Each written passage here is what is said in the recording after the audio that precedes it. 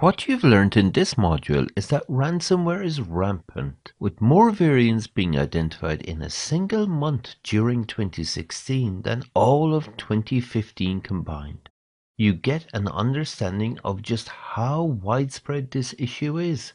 With the increase in ransomware also comes a greater diversity and new variations on the ransomware team.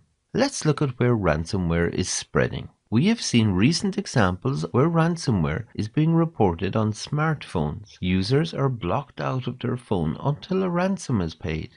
We've also seen examples of new smart TVs falling victim to ransomware. The owners got presented with the message similar to the one we saw in our demo and couldn't use the TV until such time as the ransom was paid, just like in a PC scenario.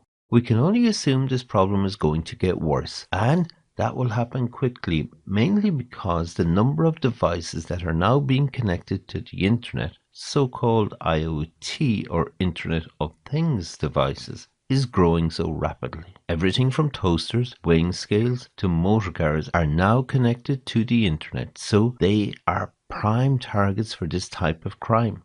These are examples where ransomware is increasing its coverage, targeting more and more systems.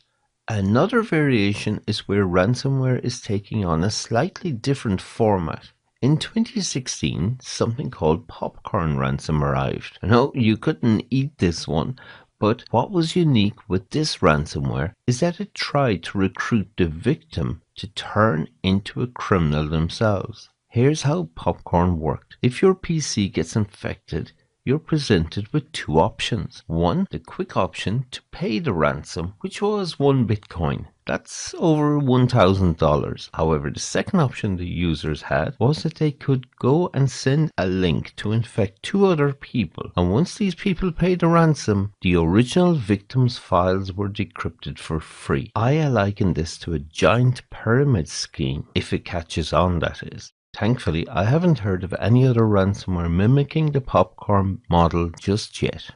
The range of options available to victims is broadening. The ransomware Spora offers victims a sort of a la carte menu after they've become infected. A victim is given a choice of decrypting two files free of charge, or they can choose to clean up the ransomware for $20. They can restore their entire system for $79 and then choose immunity from this Spora ransomware for a further $50. This reinforces that the criminals are in this to make money. They're trying to get the most money out of every victim so that they can continue to cash in on ransomware. Now you've got a great introduction to the whole ransomware problem, where it's going, and the impact it is having. Let's sum up this module.